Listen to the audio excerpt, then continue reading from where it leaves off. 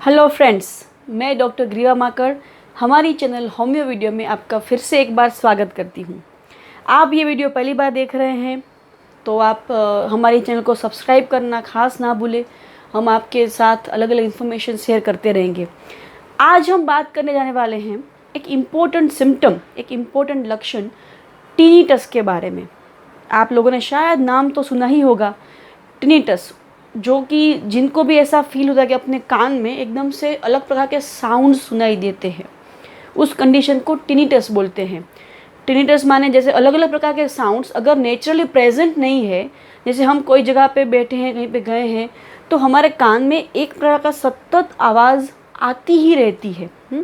चाहे वो रिंगिंग है, चाहे वो हिजिंग साउंड है, चाहे कहीं पे सीटी बज रही है, ऐसा हमें रियल में सुनाई देता है। एक्चुअली में वो कोई प्रकार की आवाज़ प्रेजेंट होती ही नहीं है हमारे सराउंडिंग में, उसे टिनिटस बोला जाता है। ये जो टिनिटस है वो कोई प्रकार का डिजीज़ नहीं है, it is not a disease itself. वो कोई ना कोई प्रकार की कंडीशन का लक्षण है, कोई ना कोई प्रकार की कंडीशन का सिम्टम है। चाहे कोई भी बीमारी के साथ टिनिटस एज अ सिम्टम पाया जाता है। चाहे अगर हम बात करते हैं साउंड्स की, अगर हम बात करें तो एकदम से प्रकार के रोरिंग साउंड सुनाई देता है, हिसिंग साउंड सुनाई देता है, एकदम लगा कि लो पिच साउंड हो सकता है या तो हाई पिच साउंड हो सकता है। चाहे वो एक कान में है या दो कान में है, वो भी हो सकता है। ऐसा नहीं कि एक ही कान में होगा या तो दोनों कान में होगा, कोई एक ही कान में हो सकता है, दोनों कान में एक साथ हो भी सकता है। तो ये बात हुई टिनिटस के साउंड्स के बारे में। साउंड्स कोई भी प्रकार का होता है, ये बात खास ना भूलना। एक्चुअल में कोई साउंड हमारे आजू बाजू होता ही नहीं है, फिर भी हमारे कान में सतत एक प्रकार की आवाज़ें आती ही रहती है।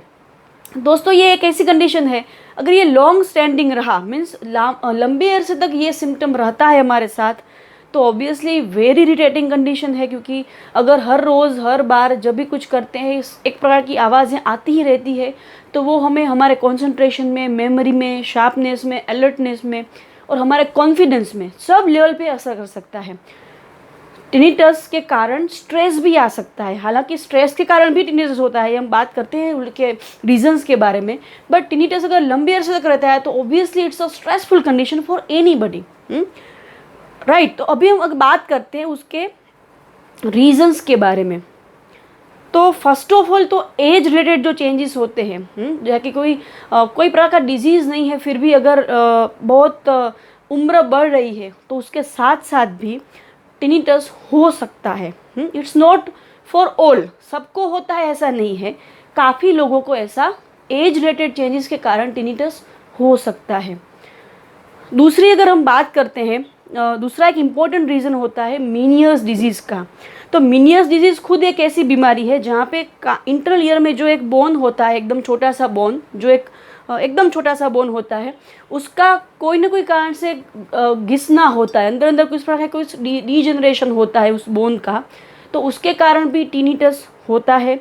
ये मीनियर्स डिजीज़ में टिनिटस के साथ साथ और भी सिम्टम्स होते हैं, चाहे कि डेफनेस होता है, लॉस ऑफ हियरिंग होता है और वर्टिगो होता है, चक्कर आते हैं, और साथ में टिनिटस भी होता है। ऐसे तीन अलग अलग लक्षण भी पाए जाते हैं मीनियर्स डिजीज़ में। One of the symptoms is tinnitus in Meniere's disease.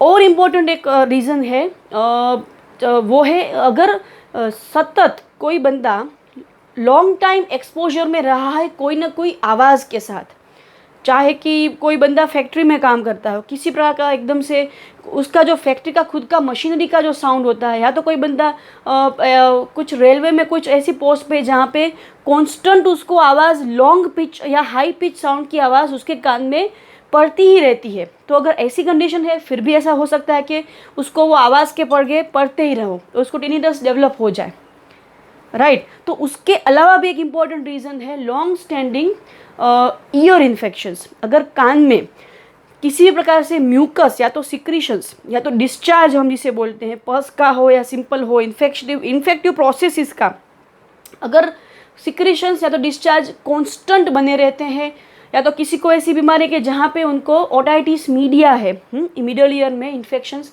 Prominently होते रहते हैं, थ्रोट इन्फेक्शंस है, मिडल ईयर में इन्फेक्शंस है, प्रोमिनेंटली होते रहते हैं बार बार, और या तो एक ही बार इन्फेक्शन हुआ है बट लंबे अरसे तक हुआ है, राइट, और डिस्चार्ज निकलते रहते हैं, अगर ऐसा है फिर भी टिनिटस उनके केस में भी डेवलप हो सकता है। पांचवा और बहुत ही इम्पोर्टेंट रीज़न है लॉन्ग स्टैंडिंग स्ट्रेस। अगर कोई बंदा, कोई पेशेंट बहुत लंबे अरसे से स्ट्रेस में है, कोई ना कोई दुख आ गया है, फैमिली में, फ्रेंड्स में, कुछ भी प्रकार का सर्कल में कोई ना कोई दुख है, हर्ट है, ट्रॉमा है, और वही कंडीशन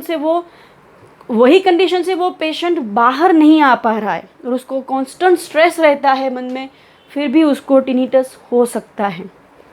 राइट, तो ये बात हुई टिनिटस होने की रीजंस के बारे में। जो बीमारी से टिनिटस हुआ है उसके हिसाब से उसके सिम्टम्स वेरिएबल हो सकते हैं।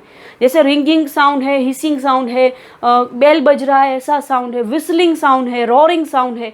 अलग अलग प्रकार के साउंड के साथ साथ कान में हैवीनेस लगेगी, कान में कुछ गीला है, या तो एकदम से कान में पानी भर गया है, या तो एकदम से कान में इन्फेक्शन के कारण पस भरा पड़ा है, एकदम हेवी हो गया है, वो एक सिम्टम हो सकता है।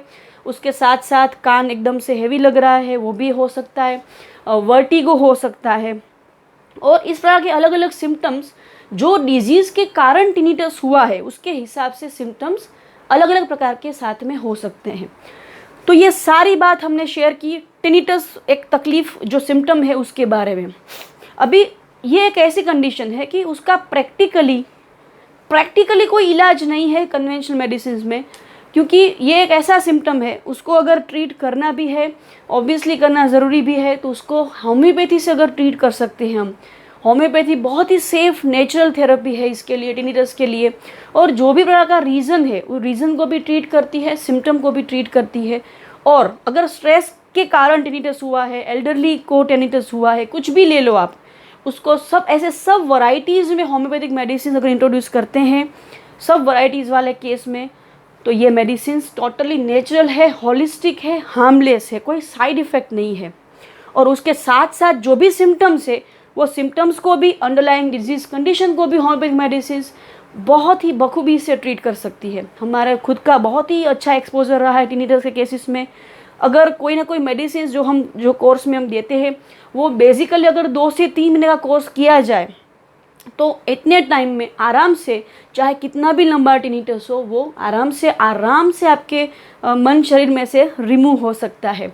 कभी कभार कोई केसेस में लॉन्ग स्टैंड डिजीज कंडीशन साथ में अकम्पनीड है तो थोड़ा टाइम ज़्यादा लगता है, बट मेजॉरिटी ऑफ केसेस में टिनिटस आराम से 2 से 3 महीने में, अगर लंबा इतने मंथ के लिए अगर आप मेडिसिन लेते हो जो हमने सिलेक्ट की हुई है, तो आपको टिनिटस से छुटकारा इजीली मिल सकता है। अब वो मेडिसिन कौन सी उसके बारे में बात करेंगे। तो अगर टिनिटस हुआ है ईयर डिस्चार्ज के कारण, ईयर इन्फेक्शन हुआ है उसके कारण अगर टिनिटस हुआ है, तो उसके लिए मेडिसिन की अगर हम बात करते हैं तो वो है फर्स्ट ऑफ ऑल कालीम्यूर। कालीम्यूर ऐसी मेडिसिन जहाँ पे थ्रोट में या तो ईयर में लॉन्ग स्टैंडिंग म्यूकस डिस्चार्ज होता रहता है और उसके कारण टिनिटस हुआ है। तो Kali mur one of the best and safest medicine. वो क्या करेगी, वो मेडिसिन आपके ईयर डिस्चार्ज की जो टेंडेंसी है वो डिस्चार्ज को धीरे धीरे सूखा करके एब्जॉर्ब कर देगी, उसे दबाएगी नहीं, ताकि अगर डिस्चार्ज दब जाता है, सप्रेस होता है, तो बार बार होता है हायर इंटेंसिटी के साथ जो एंटीबायोटिक लेके होता है। अगर ये मेडिसिन हम लेते हैं कालीम्यूर तो नेचुरली ही डिस्चार्ज सूख जाता है या तो एब्जॉर्ब हो जाता है। अगर ऐसी कंडीशन आ सकती है तो फिर टिनिटस भी जा सकता है। तो Kali mur is one of the best. और एक मेडिसिन है हेपासल्फ। अगर लॉन्ग स्टैंडिंग ईयर इन्फेक्शन है, उसके कारण डिस्चार्ज बना रहता है, पस लाइक डिस्चार्ज है, और उसके साथ साथ ये ईयर इन्फेक्शन की समस्या ज़्यादा अरसे से अगर चल रही है, तो हेपासल्फ ऐसी दवाई है कि वो हेपासल्फ लेने से आपके इन्फेक्शन को भी कंट्रोल होगा, सिम्टम्स भी कंट्रोल होगी और टिनिटस भी जाएगा। और टिनिटस की अगर बात करें तो एक वंडरफुल मेडिसिन है चेनोपोडियम करके। ये एक ऐसी दवाई है टिनिटस के साथ अगर वर्टिगो है, मीनियर्स डिजीज़ है, तो उसमें ये मेडिसिन बहुत ही अच्छे से काम आती है। ये मेडिसिन की एक वैरायटी है, अगर तभी ये मेडिसिन अगर अच्छे से दी जाती है जब जो भी कान में जो साउंड्स आ रहे हैं वो साउंड्स में एक रिदम पाई जाती है। जैसे अपने हार्ट रेट का कुछ एक रिदम है, उसी तरीके से साउंड भी एक रिदमिक प्रकार का होता है।